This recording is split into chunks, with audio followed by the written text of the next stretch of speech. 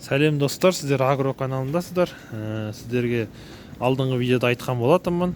Герефорд бұқаның балаларын көрсетем, бұзауларын көрсетем деп төлдерін биылғы 2025-тің. Соның бүгін уақытысы кепті. Видео басталмас бұрын достар каналға тіркеліп, лайк басып, комментарий жазып, каналымыздың дамуын қолдап отырайық. Ал біз видеомызды бастаймыз. Міне алдарыңызда тұрған бізде 2025-тің 24-тің аяғында туылған, 25-тің басында туылған бұзаулар. Біріншісіне келетін болсақ, мынау бізде безпородный дейді ғой, қарапайым породасы жоқ бұзау. Мынау бізде міне Герефордтың балалары, қызыл бұзаулар. Өздеріңіз салыстырсаңыздар, бірден көзге түсіп тұр, белгілі қып-қызыл, қара қызыл. Осындай міне. Мынау міне Герефордтан шыққан таза. Мынау да Герефорд, анау да Герефорд. Мыналар да Герефордтың балалары, бірақ өзіміздің Алатаудың шатыс неше түрлі сиырлармен шатысып, осындай әртүрлі породалар шықты бізде. Бірақ барлығының мүйізі жоқ, тоқал болып шықты. Осындай бұзаулар міне достар. Қазіргі таңда төлдеп жатыр бұзаулар, жаздық. Бұл биылғы төлдер 2025. Бұзауларымыз жақсы шықты, тұқымы, аяқтар жуан, ірі болып, барлығы осындай төлдер міне достар 2025-тің. Кейінгі туғандар біз бұқаны тауға қосқан кезде, бұқа қосылмай қалған көктем уақытында. Көктемге біз бұқаны февраль-мартқа дейін қосқан болатынбыз. Одан кейін бұқаны бізде тауға алып кетті. Сол себепті артқы туғандар, қасқасы жоқтар, қоңыр сары бұзаулар бізде, олар Герефордтың балалары емес. Қалғандары барлығына бірінші ірілері. Олар бізде таза Герефордтан шыққан. Себебі екі бұқа болған жоқ, осы бір-ақ бұқа болды Герефорд тұқымды. Барлығын Герефордтың балалары. Енді келесі жылы осының біреусін бұйырса бұқа қалдыратын боламыз.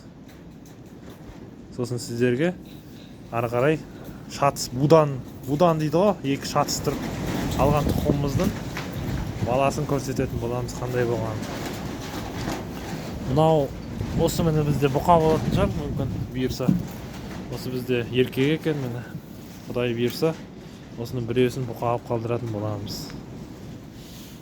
Мына жақта сырт жақта да бұқалары бұзаулар, бірақ бұлардың тұқымы қарапайым міне. Мынау қарапайым бұзаулар, міне көрсеңіздер, аяқтар жіңішке, бойлары кішкене аласа болады.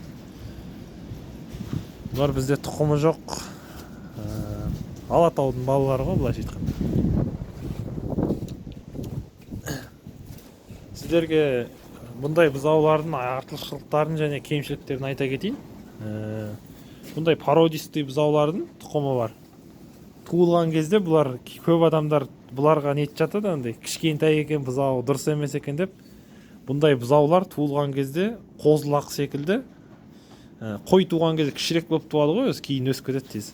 Сол секілді бұлар да туылған кезде тұқымы бар малдар, пародисті малдар, асыл тұқымды малдар туылған кезде кішірек болып туылады бұзаулары. Андай қарапайым Алатау секілді бұзауларға қарағанда ангус, осы қызылбас, солардікі әулиекөл барлығының бұзаулар кішкентай болады. Одан кейін кішкене уақыт өткеннен кейін ана басқа бұзауларды қуып жетіп, кейін озып кетіп жатады. Себебі бұлар әдейі солай туылады. Бұлар көбінесе жайылымды мал болып келеді. Бұлар қызылбастар, ақбастар.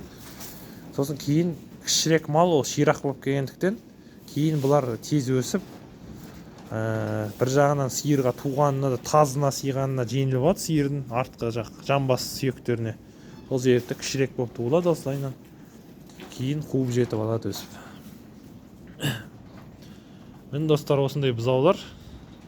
Бұзаулар бізде осындай қорада тұр, төбесі чипырланған, салқын, бір жағынан қатты ыстық керегі жоқ, себебі биттеп кетуі мүмкін. Бұларды әлі битке еккен жоқпыз, осындай салқын қорада тұр. Кешкі уақытта бірақ жылы қораға қамаймыз. Ортада осындай шөп салғыш жасап қойғанбыз қолдан.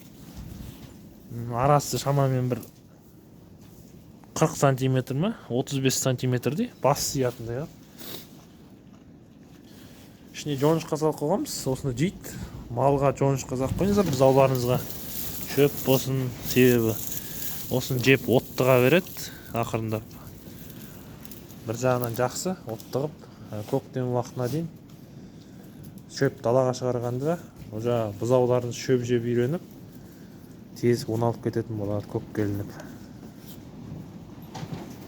Бұлардың барлығы қазір бізде подсос. Үлкен сиырлардың бір-екеуін үйге сүт керек болғандықтан саламыз. Қалған барлығы былайша айтқанда подсос. Көбінесе қызылдар шешесі жабайы келеді екен, сауғызбайды дұрыс. Сол себепті барлығы подсос болып жүр қазір. Мына жақта бізде бұлардың кешкісін жататын орны бар. Қазір сіздерге көрсетейін. Мынау бізде бұрын қой қора болатын, қазір қой жоқ болғандықтан сиыр ұстап жатырмыз. Осындай астымен сағырдан төсеп қойғанбыз. Осы қорада, екі қорада барлығы сиысып бөлісіп жатады. Әлі бір-екі туатын төлдер бар. Барлығы туғаннан кейін ен салып, барлығын сиырға қосып далаға подсос қылып жіберетін боламыз. Қазір таңда кішкене аяқтанғанша осылай үйде ұстап отырмыз. Осындай бұзаулар достар. Күн жылы болғандықтан мына жақты ашып қойғанбыз, үйдің арт жағын. Осы жақта кішкене жүгіріп ойнақтап жүреді, ширайды. Ар жаққа сағыр төсеп қойдық. Осындай бұзаулар. Алдында көп сұраған комментарийде Герефордтың төлдерін көрсетіп. Осындай төлдер. Оның өзде бұқашамыз қызыл. Қасқасы ұқсамай қап, бірақ қасқасы жоқ болып қап. Себебі сиырында қасқа болмаған. Сиырда бірақ таза Герефорд болған қызыл. Осындай. Ал бізде кішкене алатау шатыс қой деймін. Кішкене қоңырқай екен. Бірақ барлығының қандары осы Герефорд бұқамен шатысқан. Осы сиыры қарапайым болса, бұқасына ұқсамай кетеді екен. Себебі ДНК-да хромосомалардың екеуі теңдей берілген кезде көбінесе бұзау шешесіне қарай ұқсап кетеді. Сол себепті осындай болды. Міне осындай видео достар, сіздерге ұнады деген ойдамын. Ауылға келгендіктен сіздерге де видеомен қуанта кетейін деп осылай түсіріп отырмын. Видео ұнаса достар, каналға тіркеліп, лайк басып, комментарий жазып, каналымыздың дамуын қолдап отырайық. Сіздермен болған Агро каналы. Төменгі жағында колокольчикті басып қойсаңыздар, біздің видеоларды бірінші болып көріп отыратын боласыздар. 20 000 подписчикке тезірек жеткізіп тастайық. Аз қалыпты. Ал осымен видеомыз аяқталды. Келесі видеода кездескенше.